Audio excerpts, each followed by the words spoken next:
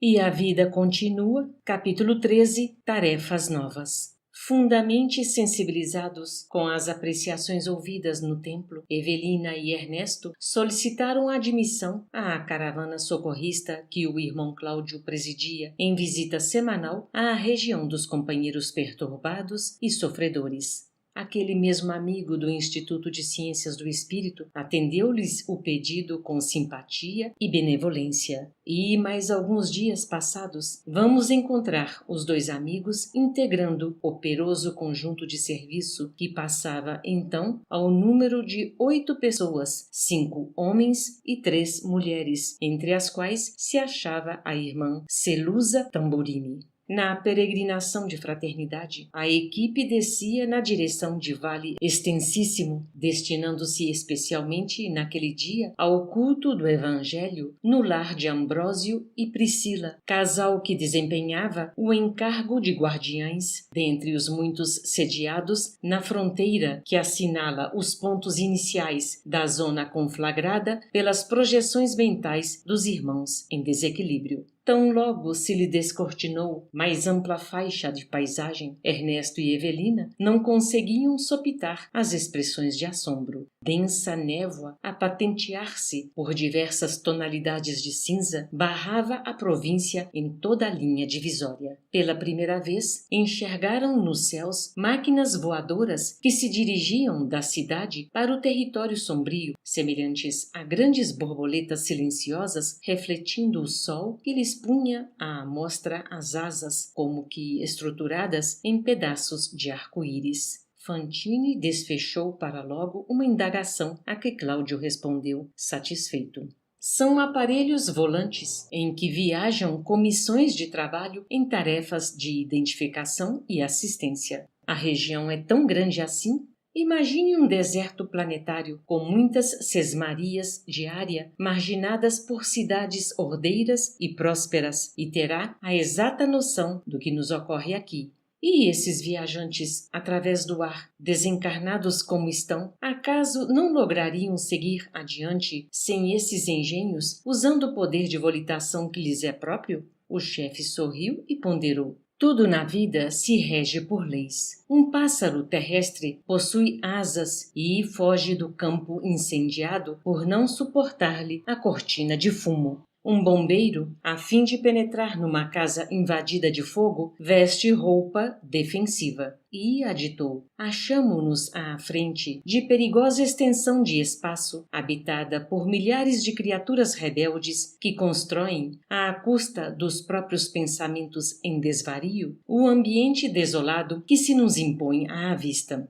Aí, nesse mundo diferente, somos defrontados pelas mais estranhas edificações, todas elas caricaturas dos abrigos domésticos de que os donos abusaram na experiência física. Uma verdadeira floresta de fluidos condensados, retratando as ideias e manias, ambições e caprichos, remorsos e penitências dos moradores. Temos aí, nessa faixa umbralina, todo um estado anárquico em que o individualismo se desborda na hipertrofia da liberdade, sem os constrangimentos benéficos da disciplina que nos faz realmente livres pela voluntária sujeição de nossa parte aos dispositivos das leis de Deus. E por que permite Deus a formação desses quistos gigantescos de perturbação e desordem? Inquiriu Ernesto num rasgo de lógica humana. Ah, meu amigo, obtemperou o irmão Cláudio, sempre que indagamos de nossos maiores por que não interfere a divina providência no campo da inteligência corrompida no mal, a resposta invariável é que o Criador exige sejam as criaturas deixadas livres para escolherem o caminho de evolução que melhor lhes pareça, seja uma avenida de estrelas ou uma vereda de lama. Deus quer que todos os seus filhos tenham a própria individualidade, creiam nele como possam, conservem as inclinações e gostos mais consentâneos com o seu modo de ser, trabalhem como e quanto desejem e habitem onde quiserem. Somente exige, e exige com rigor, que a justiça seja cumprida e respeitada. A cada um será dado segundo as suas obras. Todos receberemos, nas leis da vida, o que fizermos, pelo que fizermos, quanto fizermos e como fizermos. De conformidade com os preceitos divinos, podemos viver e conviver uns com os outros consoante os padrões de escolha e afetividade que elejamos. Entretanto, em qualquer plano de consciência, do mais inferior ao mais sublime, o prejuízo ao próximo, a ofensa aos outros, a criminalidade e a ingratidão colhem dolorosos e inevitáveis reajustes na pauta dos princípios de causa e efeito que impõem amargas penas aos infratores. Somos livres para desenvolver as nossas tendências, cultivá-las e aperfeiçoá-las, mas devemos concordar com os estatutos do bem eterno, cujos artigos e parágrafos estabelecem sejam feitas e mantidas no bem de todos e no amparo desinteressado aos outros as garantias de nosso próprio bem.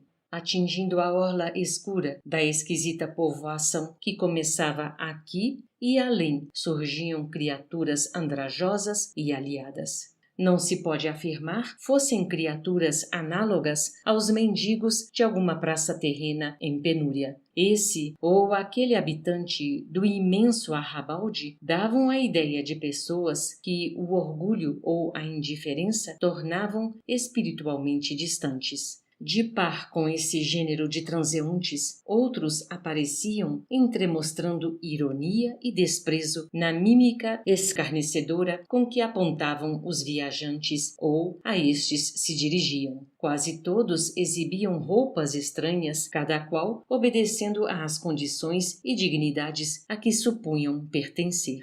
A uma pergunta desfechada por Fantine, pois Evelina e ele eram os únicos adventícios na equipe socorrista, Cláudio observou. De modo geral, os milhares de irmãos que se abrigam nestas paragens não se aceitam como são. Habituaram-se de tal maneira às simulações, aliás muitas vezes necessárias, da experiência física que se declaram ofendidos pela verdade. Viveram anos e anos na esfera carnal, desfrutando essa ou aquela consideração pelos valores de superfície que exibiam, enfatuados, e não se conformam com a supressão dos enganos e privilégios imaginários de que se alimentavam. Narcisos fixados à própria imagem na retaguarda. Muitos se transferiram diretamente da vida física para a região nebulosa sob nossa vista, e outros muitos habitaram, logo após a desencarnação, cidades de recuperação e adestramento, semelhantes à nossa. Entretanto, à medida que se evidenciavam, tais quais ainda são na realidade, absolutamente sem quaisquer simulacros dos muitos de que se valiam na estância terrestre para encobrirem o eu verdadeiro, rebelaram-se contra a luz do mundo espiritual que nos expõe à amostra a natureza autêntica uns diante dos outros e fugiram de nossas coletividades, asilando-se no vale de sombras geradas por eles mesmos.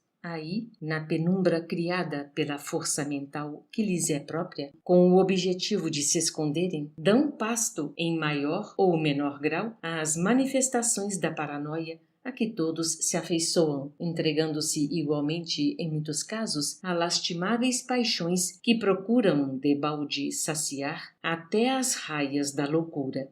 Irmão Cláudio, lembrou Evelina, o senhor já penetrou nesses sítios, atingindo algum ponto distanciado da orla? Já acompanhei diversas caravanas de fraternidade e socorro, utilizando veículos diversos, alcançando praças estabelecidas muito longe de nós. E que viu? Cidades, vilarejos, povoações e aldeias várias, em cujo seio espíritos de inteligência cultivada e vigorosa, mas profundamente pervertidos, dominam enormes comunidades de espíritos menos hábeis no comando das situações, contudo, tão pervertidos, via de regra, quanto eles mesmos. Cláudio sorriu e ressalvou: quando digo a palavra pervertidos, não me proponho a julgar os nossos irmãos transitoriamente encastelados na sombra. Desejo apenas qualificar a posição desses amigos doentes para a compreensão de quem chegou recentemente da vida física. Aliás, consideramo-los tão enfermos quanto os nossos irmãos alienados mentais de qualquer hospício da crosta planetária, credores de nosso melhor carinho. E saibamos, com entranhado respeito, que numerosos pais e mães, esposos e esposas, filhos e pessoas amadas de muitos dos companheiros transviados nessas regiões sombrias, aí residem, por mero devotamento, na situação de heróis obscuros em admiráveis apostolados de amor e renúncia, a benefício dos que se enrijecem no erro, de modo a reconduzi-los ao reequilíbrio necessário, preparando-se para as novas reencarnações que os esperam. Esses paladinos da bondade e da paciência parecem escravizados aos infelizes que amam. No entanto, pela cátedra do sacrifício da humildade que esposam, acabam conseguindo prodígios pela força irresistível do exemplo.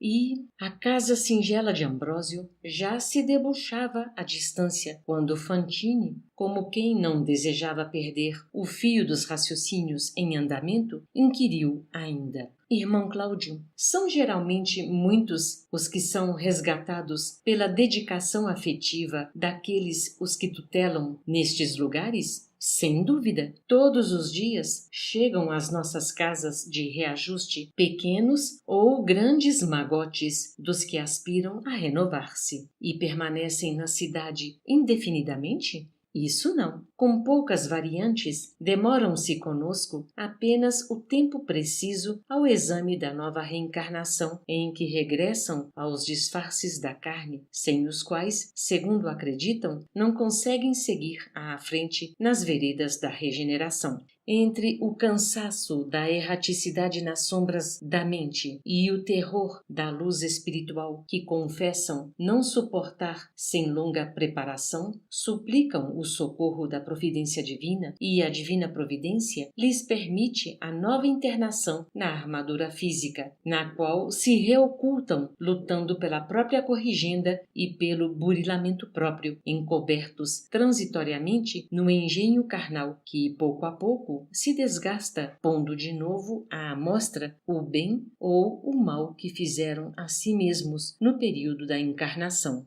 Obtido o empréstimo do novo corpo, via de regra, junto daqueles que se lhes fizeram cúmplices nos desvarios do pretérito, ou que se lhes afinam com o tipo de débitos e resgates consequentes, esses candidatos à recapitulação expiatória do passado imploram medidas contra eles mesmos, seja na escolha de ambiente doméstico em desacordo com seus ideais ou na formação do futuro corpo de que farão uso, corpo esse que, muitas vezes, desejam seja bloqueado em determinadas funções, prevenindo-se prudentemente contra as tendências inferiores que, em outro tempo, lhes facilitaram a queda. Isso quer dizer que pedem certas cassações em desfavor deles mesmos? Interpôs Fantine com a sua habitual agudeza de raciocínio. Sim, cassações. Em vista disso, encontramos na Terra, a cada passo, grandes talentos frustrados para a direção que desejariam imprimir aos próprios destinos. Inteligências vigorosas, desde cedo, barradas na obtenção de quaisquer louros acadêmicos e, por essa razão, detidas em artesanatos obscuros ou em cargos singelos, em longa e dolorosa subalternidade, nos quais entesouram humildade e equilíbrio, paz e moderação. Artistas contrariados nas mais altas aspirações, arrastando defeitos físicos e inibições outras que lhes obstam temporariamente as manifestações e sob as quais adquirem a reeducação dos próprios impulsos com o respeito necessário para com os sentimentos do próximo. Mulheres de profunda capacidade afetiva, jungidas a corpos que lhes deprimem a apresentação, aprendendo em terríveis conflitos da alma quanto dói a deserção do lar e o menosprezo aos compromissos da maternidade.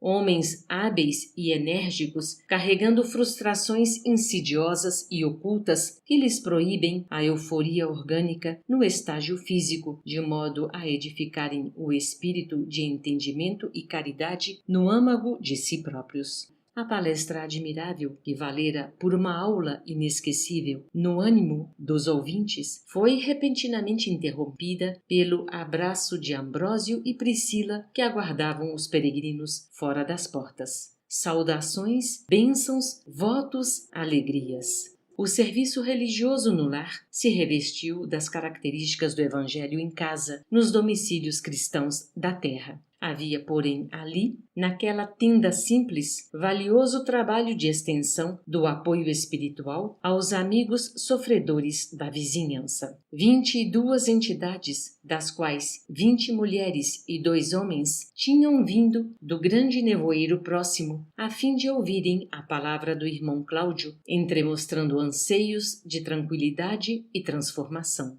Desdobraram-se as tarefas nos moldes das reuniões evangélicas do mundo, suplementadas pela conhecida orientação espírita cristã, portadora da interpretação respeitosa, mas livre dos ensinamentos do Senhor. Na fase terminal, passes de reconforto e mensagens de esclarecimento, advertência e ternura. Ocasiões de serviços repontaram do quadro para Ernesto e Evelina, que, por designação do orientador, suavizaram os padecimentos de 2 das irmãs visitantes, a se cobrirem de lágrimas depois dos comentários ouvidos. Toda a equipe se dedicava à conversação edificante, às despedidas, acompanhando os frequentadores humildes da sementeira evangélica fora da casa, quando, emergindo da névoa, compacto grupo de espíritos zombeteiros e dementados apareceu. Explodiram impropérios, entremeados de vaias e ditos chulos. Prevenindo especialmente aos 2 recrutas, Cláudio avisou: não se aflijam, a ocorrência é normal.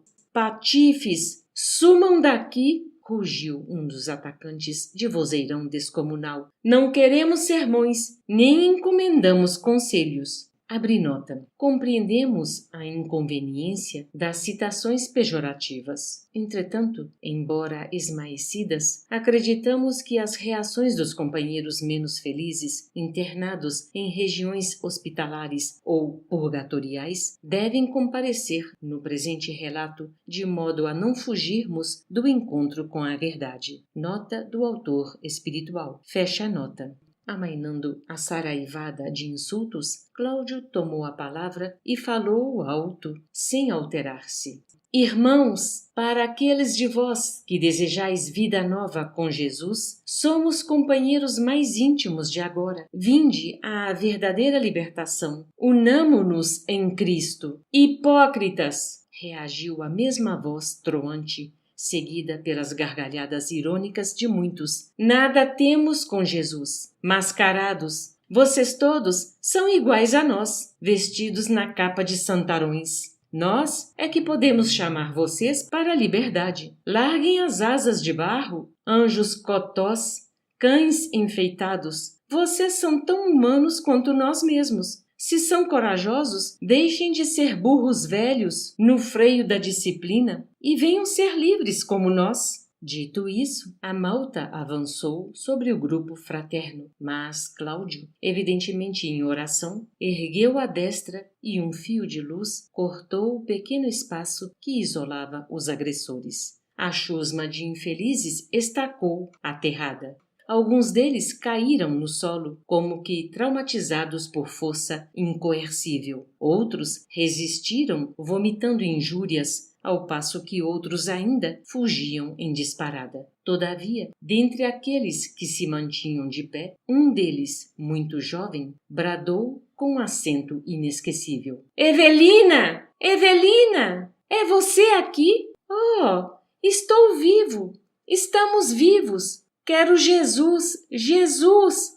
Socorro! Eu quero Jesus! Cláudio aqueceu compadecido.